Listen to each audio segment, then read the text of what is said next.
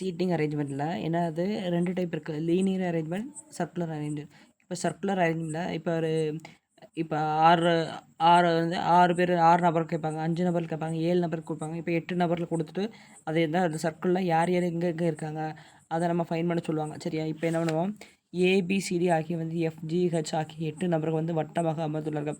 அவர்களில் 4 நபர்கள் வந்து மையத்தை நோக்கி அமர்ந்துள்ளார்கள். மீதியுள்ள 4 நபர்கள் வந்து மையத்திற்கு வெளியே நோக்கியும் அமர்ந்துள்ளனர். ஈக்கு வெளிப்புறம் நோக்கி அமர்ந்துள்ளார். ஈக்கு அருகே வந்து இருபுலமும் அமர்ந்துள்ளார்கள். மையத்தை நோக்கி அமர்ந்துள்ளார்கள். ஈக்கு வலப்புறம் 2வதாக ஹெச் அமர்ந்துள்ளார். ஈக்கு இடப்புறம் 3வதாக பி அமர்ந்துள்ளார். டி வந்து மையத்தை நோக்கி அமர்ந்துள்ளார். டிக்கு அருகே வந்து இருபுலமும் அமர்ந்துள்ளார்கள். மையத்தை விட்டு வெளியே நோக்கிவாறு அமர்ந்துள்ளார்கள். ஏக்கு இடப்புறம் 2வதாக ஜி அமர்ந்துள்ளார். டிக்கு அடுத்த அருகாமையில் எஃப் அமர்ந்துள்ளார். ஜிக்கு அடுத்த அருகாமையில் சி அமர்ந்துள்ளார். பி என்பதற்கு அருகாமையில் டி அமரவில்லை. இது என்ன கொஸ்டின் கேட்டிருக்காங்க?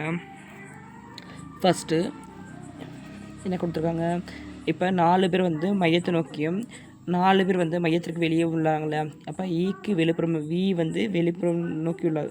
அம்புக்குரிய வி இ வந்து வெளிப்புறம் நோக்கி உள்ளது சொல்லிட்டாங்க. அப்புறம் ஈக்கு அருகே வந்து ஈக்கு அருகே வந்து உள்ளவங்க யாரும் மையத்தை நோக்கி உள்ளாங்க அப்படின்னு சொல்லிட்டாங்க. Second point. அப்புறம் 3வது பாயிண்ட் வந்து ஈக்கு இடப்புறம். அப்போ ஈக்கு இடப்புறம் யார் இருக்கா? ஈக்கு இடப்புறம் வந்து 3 சொல்லிட்டாங்க. ஈக்கு வலப்புறம் 2வதாக ஹெச் அமர்ந்துள்ளார். ஈக்கு வலப்புறம் வந்து 2வதாக அந்த யார் ஹெச் உள்ளாங்க. அதே போல் ஈக்கு அடுத்து 3வதாக யார் இருக்கா? பி உள்ளார். சரியா? அப்புறம் டி வந்து டிக்கு வந்து மையத்தை நோக்கி டி வந்து மையத்தை நோக்கி உள்ளதுன்னு கொடுத்துட்டாங்க இல்லையா? அடுத்து டிக்கு அருகே இருபுறம் அமர்ந்துள்ளார்கள். அந்த மையத்திற்கு வெளியே விட்டு டிக்கு அருகே இருபுறம் அமர்ந்துள்ளார்கள்.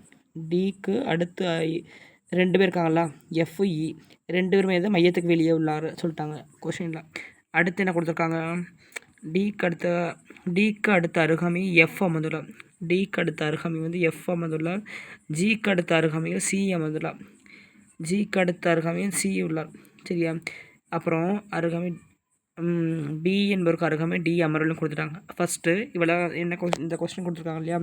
இதில் என்ன இவ்வளோ வளகலன்னு கேட்டிருப்பாங்க இல்லையா? நமக்கு ஈஸியாக இருக்கும், நம்ம பார்க்க தான் பெரிய ப்ராப்ளமாக இருக்கும், நமக்கு சால்வ் பண்ண ஈஸியாக இருக்கும். இப்போ என்ன சொல்லியிருக்காங்க, ஏக்கு வலப்பக்கம் 3ஆக அமர்ந்துள்ளோம் யாருன்னு கேட்குறாங்க இல்லையா? ஏக்கு வலப்பக்கம் 3வதாக யார் இருக்கா? 1 2 3வதாக ஏக்கு வலப்பக்கம், ஏலேருந்து வலப்பக்கம் 3வதாக யார் இருக்கா? ஏலேருந்து இது லெஃப்ட்டு இது ரைட்டு தானே? ஏலேருந்து இது நான் தப்பாக சொல்லிட்டேன். ஏலேருந்து வடப்பக்கம் 3வதாக யார் இருக்கா? எஃப். ஓகேவா? 2வது கொஸ்டின் கொடுத்துருக்காங்க, ஏயிலிருந்து வலஞ்சுழியாக கணக்கிட்டால் ஏயிலிருந்து வலஞ்சுழியாக கணக்கிட்டால் ஏ மற்றும் சி ஆகியோருக்கு இடையில் எத்தனை நபர்கள் உள்ளனர்? அப்போ ஏயிலிருந்து வலஞ்சுழியாக கணக்கிட்டால் ஏ எங்கே இருக்குது? ஏயிலேருந்து கிளாக் வைஸில் சரியா கணக்கிட்டால் ஏயிலேருந்து சி கிடையாது. ஏக்கு சி கிடையாது எத்தனை இருக்காங்க? ஹெச்ஜி. சரியா? கொஞ்சம் கன்ஃபியூஸ் பண்ணுற கேட்பாங்க. இப்போ வலஞ்சுழியாக கணக்கிட்டால் வந்து ஏக்கு ஜிக்கு இடையே வந்து எத்தனை பேர் இருக்காங்கன்னா 2 நபர்கள் இருக்காங்க. சரியா? அப்புறம் எஃப்க்கு சி ஆகிய ஒரு மிகச்சிறிய நடுவே அமைந்திருப்ப யார்? எஃப்க்கும் சி இடையே வந்து எஃப்க்கும் சி இடையில் யார் இருக்கா? பி. சரியா? இதுதான் ஆன்சர். அப்போ ஈஸியாகச்சா? பார்க்க தான் கொஸ்டின் பெருசாக இருக்க மாதிரி இருக்கும். சரியா? கொஸ்டின் வந்து ஈஸியாக இருக்கும். அதுக்கடுத்து வந்து செகண்ட் ப்ராப்ளம் என்ன பார்ப்போம், KLMNOPQ ஆகிய வந்து 8 நபர்கள் வந்து வடக்கு நோக்கி ஒரே வரிசையை அமர்ந்திருந்தனர். இடப்பக்க கோடியிலிருந்து 3வதாக எல் அமர்ந்ததால் எல் மற்றும் ஆர் ஆகிய இருவருக்கிடையே 3 நபர்கள் மட்டுமே அமர்ந்துள்ளார். கியூக்கு இடப்பக்கம் அருகாமையும் ஓ அமர்ந்துள்ளார். எல் மற்றும் பி ஆகிய இருவருக்கிடையே ஒரே ஒரு நபர் மட்டும் அமர்ந்ததால் கேக்கு இடப்பக்கம் அருகாமையும் யார்? பி அமர்ந்ததால் எம் மற்றும் கியூக்கு இடையே வந்து ஒரே ஒரு நபர் மட்டுமே அமர்ந்திருந்தார். எண்ணுக்கு இடப்பக்கம் 3வதாக பி அமர்ந்ததால் கேக்கு அருகாமையில் எல் அமரவில்லைன்னு கொடுத்துட்டாங்க. இப்போ நம்ம என்ன பண்ண போகிறோம் தெரியுமா? இங்கே என்ன கொடுத்துருக்காங்க, ஈஸியாக பிறகு மொத்தம் எத்தனை பேர் இருக்காங்க? 8 நபர்கள் இருக்காங்களா? 8 நபரும் வடக்கு நோக்கி. அப்போ வடக்கு நோக்கி அம்புக்குறி வந்து மேலே தான் வரும். ஓகேவா? அம்புக்குறி மேலே வரும். அடுத்து என்ன சொல்லியிருக்காங்க, இடப்பக்க கோடியிலேருந்து 3வதாக இடப்பக்க கோடியில் லெஃப்ட் சைடு தான் அப்படி கொடுத்துருக்காங்க. இடப்பக்க கோட்டிலேருந்து 3வதாக எல் அமைந்தது. அப்போ லெஃப்ட் சைட்லேருந்து 3வதாக யார் இருக்கா? எல் இருக்காங்களா? எல் போட்டோம், இதை கொடுத்துருக்காங்க. அப்புறம் எல் மற்றும் ஆர் ஆகிய இருவருக்கிடையே 3 நபர்கள் உள்ளனர். எல்லுலேருந்து ஆர், எல்லுலேருந்து ஆருக்கு எத்தனை பேர் இருக்காங்க? 3 பேர். எம்பிகே அப்போ 3 பேர் இருக்காங்க. எல்லுக்கும் ஆருக்கு இடையே 3 பேர் இருக்காங்க. சரி, அதுதான் கொஸ்டின் கேட்டிருக்காங்க. அப்புறம் கியூக்கு இடப்பக்கம் அருகாமையில் ஓ அமர்ந்துள்ளான்னு கொடுத்துட்டாங்க. அப்போ என்ன கொடுத்துருக்காங்க? கியூக்கு அருகாமையாக இருக்கா ஓ சொல்லிட்டாங்க. அப்புறம் எல் மற்றும் பிக்கு இடையே வேறு எத்தனை இருக்காங்க? ஒரு நபர் மட்டும் இருக்காங்களா? அப்போ எல் மற்றும் பிக்கு இடையே வந்து யார் இருக்கா? எம் இருக்காங்க.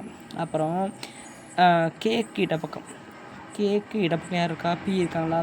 அதான் கொஸ்டின் கொடுத்துருக்காங்க. எம் மற்றும் கியூக்கு இடையே யார் இருக்கா? எல் இருக்காங்க. அதான் கொடுத்துட்டாங்க.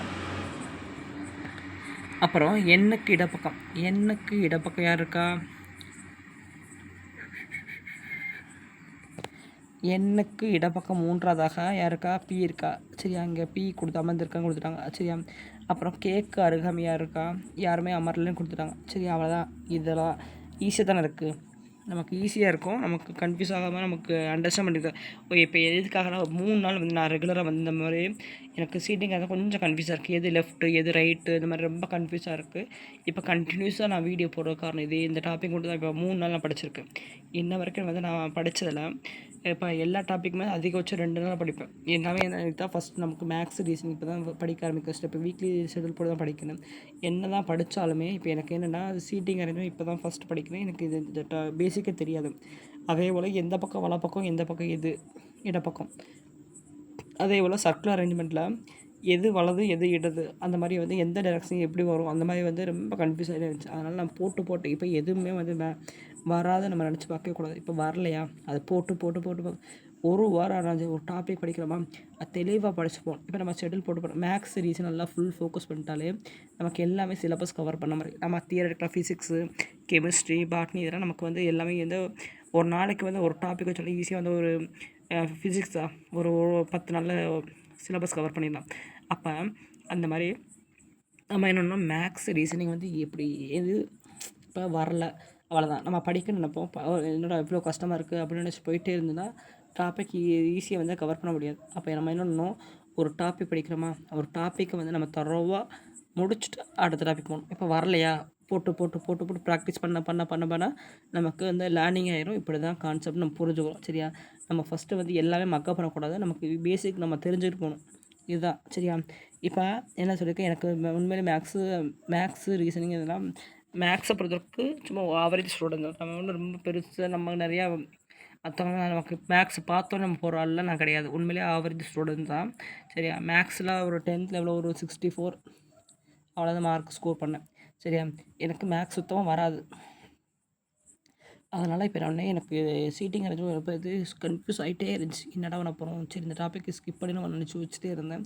இப்போ நான் சரி வழி இல்லை, இது என்னன்னா நமக்கு போட்டு எல்லாமே சொல்கிறாங்க இல்லையா, நம்ம போட்டு ப்ராக்டிஸ் பண்ண ஈஸியாகிரும்னு சொன்னாங்க இல்லையா, அந்த மாதிரி நான் போட்டு இந்த ஃபுல்லாகவே நான் போட்டு பார்த்துருக்கேன். இந்த 3 நாளுமே இப்போ என்ன பண்ணியிருக்கேன்,